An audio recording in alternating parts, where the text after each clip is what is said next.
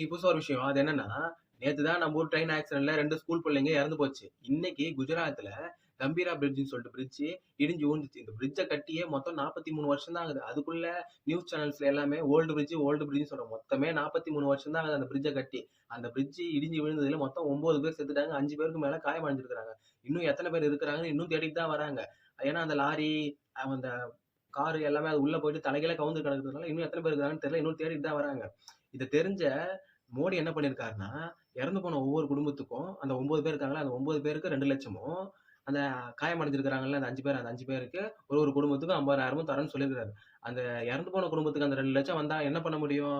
ஒண்ணுமே பண்ண முடியாது. அந்த 2,00,000 வந்ததுன்னா, அந்த இறுதி சடங்கு, அந்த கடைசி சடங்கு தான் பண்ண முடியும். வேற எதுவும் பண்ண முடியாது பெருசா. இந்த கவர்மெண்ட் அந்த இறந்து போன குடும்பத்துக்கு வெறும் 2,00,000 தான் குடுத்திருக்கு.